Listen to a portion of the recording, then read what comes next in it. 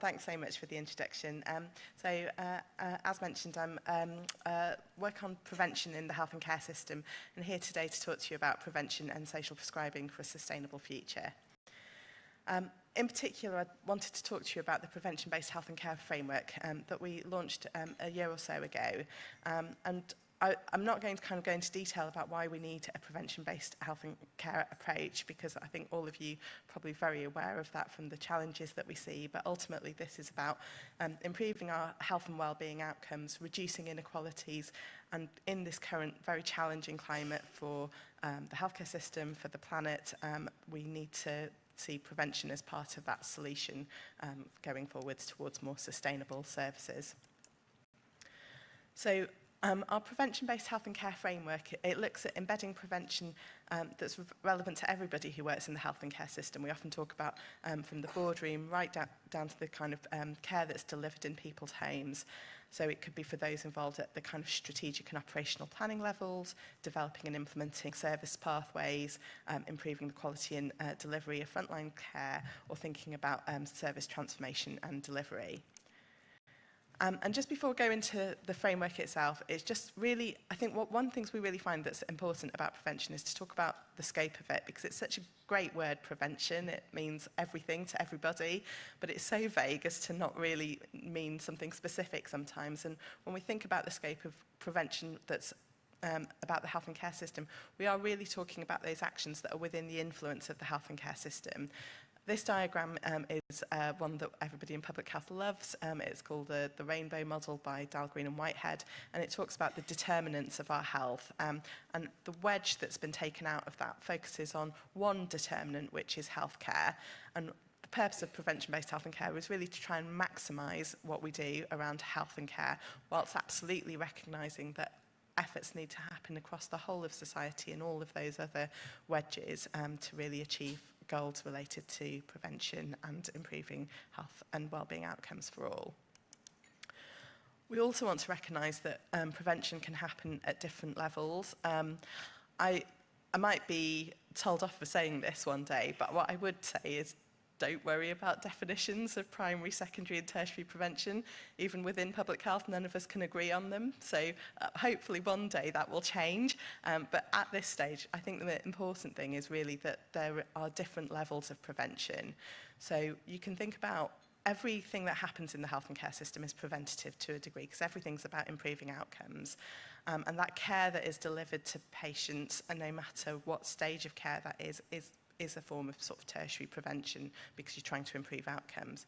But what we're really trying to do is to move more upstream. So to think about helping people when they have risk factors to prevent them from going on to develop a condition, or helping them to stop them developing the risk factor in the first place, which might be sort of more primary prevention. And I saw Marie's slides earlier where she talked about kind of primary prevention as largely being outside of health and care, and I'd completely echo that. There are also other types of prevention that sometimes people refer to, primordial, where you're thinking about really kind of laying that foundation for good health and well-being, and quaternary prevention, which actually might be quite relevant to you as an audience, because that's really about trying to avoid harm that might be done as a consequence of care and so on. So actually that's a really important lens too. But ultimately the key is to recognise that all forms of prevention are important, but we really want to try and move upstream so that we can reduce that avoidable harm, we can have more equitable approaches, and we can achieve that greatest benefit.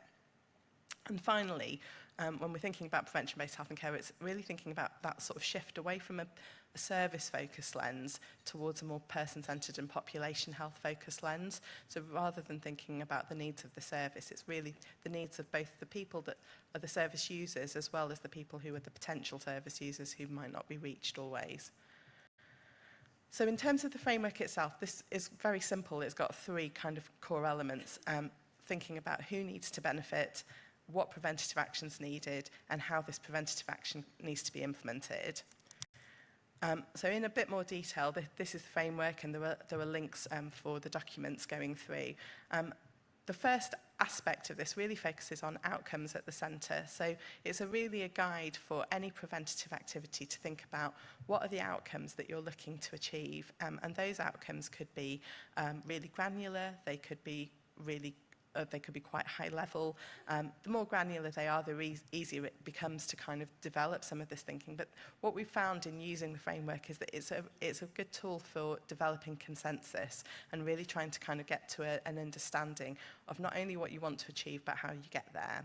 So the starting point is that what you want to achieve in terms of the outcomes. And going back to that kind of population health as well as person-centred lens, you could be thinking about clinical outcomes, population health outcomes, but also person-centred outcomes. So that kind of lens around PROMs and person-reported outcome measures can be really important. And that really sometimes shifts away from a more medicalised way of thinking. So one of the examples that I heard about this in relation to value-based healthcare is, you think about something like breast surgery, clinical outcome might be something like the infection rates, which typically are quite low for something like breast surgery, so it looks like everything's great. But through a person-centred lens, it might actually be more to do with psychologically how the woman is feeling, aesthetically how the operation has performed. So there are lots of other considerations that come in through a more person-centred lens.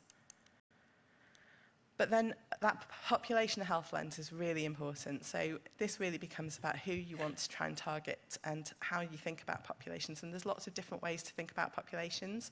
So this could be through a condition-based lens. You could be thinking about conditions like diabetes or cardiovascular disease and who's at risk of those and how to target them. And that's definitely one lens and really helpful sometimes for bringing stakeholders together who share common goals around those things. But there's lots of other ways. So you could be thinking about populations around settings. You could be thinking about them in a geographical sense. And I think this is why, although we think about prevention across the whole of the health and care system, we really try and bring it back to primary and community care and anchor our work there. Thinking about primary care clusters is a really good geographical unit for health, and thinking about what are the needs of people living at that kind of level of geography. We're also thinking about life course approaches, because again, that really brings it back to people. So what are the kind of common circumstances and experiences that are happening for people at different stages of the life course? This also allows you to think through an inclusion health lens about groups that tend to be more vulnerable and marginalised, and the specific needs that they may have, like, for example, people with disabilities or who are homeless or other protected characteristics.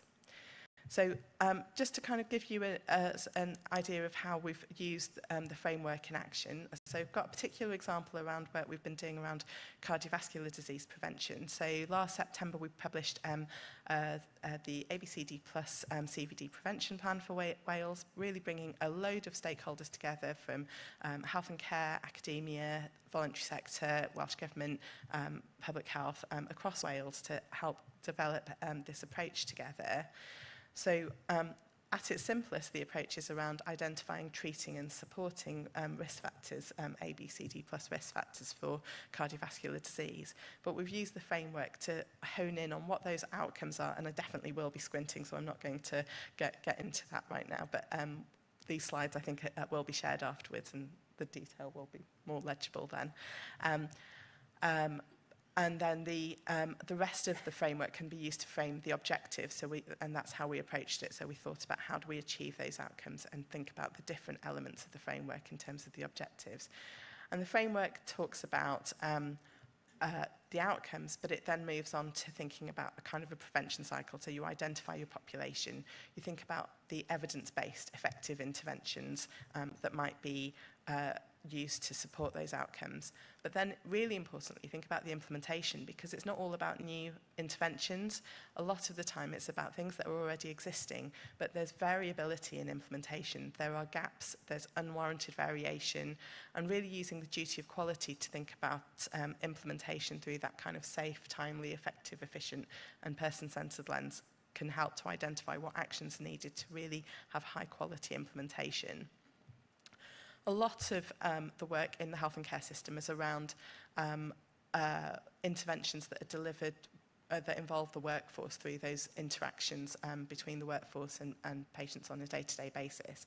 So we've also talked about the workforce in terms of a behavioural science lens, thinking about the workforce's capability, opportunity and motivation to be able to deliver preventative interventions.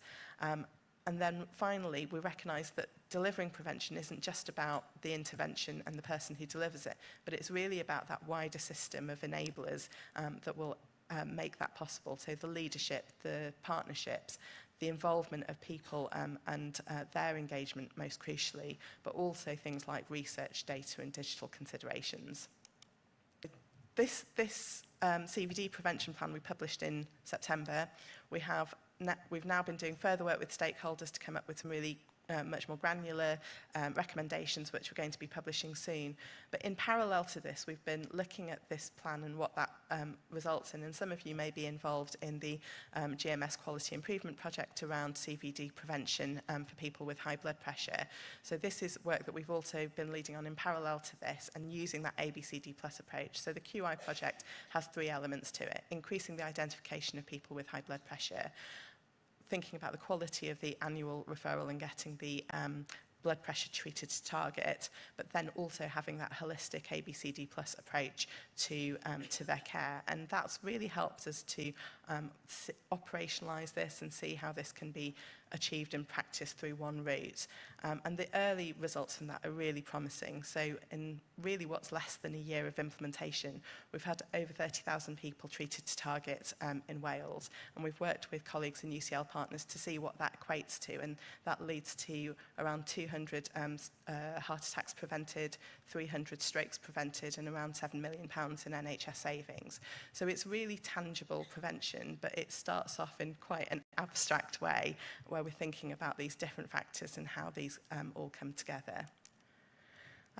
Similarly, other examples of PBHC in practice. So we've very much used the PBHC framework to develop the All Wales Diabetes Prevention Programme. That's a programme that some of you may be aware of. Really good example of where it's a non-pharmacological route to trying to address diabetes and to prevent the onset of type 2 diabetes. The programme started around 2021 following funding from Welsh Government, and that then led to the rollout of the programme across Wales with embedded evaluation. And last June we concluded the evaluation, and we showed that those who go through the programme have a 23% chance, a greater chance of a 23% decrease in their risk of developing type 2 diabetes compared to those who don't go through the programme. So we were really delighted, slightly apprehensive to be honest, when we started out on the evaluation about whether the programme would be seen to be effective or not. So really, really delighted that it has been demonstrated to be effective, and using those different elements of PBHC to really try and kind of secure that quality of the programme. The PBHC framework features in the NHS Wales Women's Health Plan for Wales. It's been used by the MSK network to inform their service specification, and it's also been used to scope work on both financial wellbeing and falls prevention. So really wide-ranging kind of areas that it touches on. So I'm just going to move on to social prescribing, and I know Marie touched on social prescribing as well earlier. And the starting point, I'd say, for social prescribing is really thinking about where this fits in terms of supporting people with their health and wellbeing. And this could be thought of under a kind of a broad bracket of healthy conversations. And there are lots of approaches, and you've probably heard of lots and lots of approaches, and it's not always, frankly, kind of clear what the distinction is between some of those. And I think that's one of the areas where we recognise that some work is needed to try and help join and make sense of all of these different approaches. One of those is making every contact count. So this is very much something that is within the gift of everybody in the health and care system that has those frontline contacts. That's really particularly focused around supporting people with their health and wellbeing, and we've produced a number of resources to try and support the embedding of health behaviours in the health and care system. On the right-hand side, you can see some screenshots of a document that we're going to be publishing very soon, which is around supporting healthy behaviours in community pharmacy. A couple of years ago, we published documents around supporting healthy behaviours in general practice and in optometry, and it's a very kind of practical way of thinking about some key health behaviours, how you can identify people that might be experiencing those less healthier behaviours, what you can do to support them, and where you can refer or signpost them to. Social prescribing then, is a slight level on. And before I come to social prescribing, there were other terms like motivational interviewing, compassionate conversations, and others, other roles like health coaches and so on, all of whom are looking at how they can support people, but sometimes that's to differing levels, and I think it's the level of intensity. What can the existing health and care workforce do? What actually requires more capacity and people in more dedicated roles to deliver those health and wellbeing interventions? So social prescribing is, it kind of crosses the levels in some ways. And some of that is very relational. So if you've got a really kind of long-standing relationship with a patient, you might know them really well and actually be able to do that social prescribing yourself, because the core elements of social prescribing are having a what matters to you conversation, identifying what really matters to the person and what they'd like to do, helping them to develop an action plan and goal setting, and being able to refer them to appropriate support that's usually community-based assets. However, sometimes that does take a lot more capacity, and there are people in dedicated social prescribing roles. These are known by a variety of names, link workers, community navigators, a whole plethora of different roles employed by a whole plethora of different organisations doing a whole plethora of different things. And that just reflects the beautiful chaos of social prescribing, which is fundamentally a grassroots movement that has developed from the bottom up, and that's why there is so much variation in what it looks like. And what Welsh Government has been trying to do is to support that grassroots movement through the development of standards and trying to help the strengthen the kind of understanding and consistency of that offer without kind of overriding the all that kind of is good about that grassroots approach.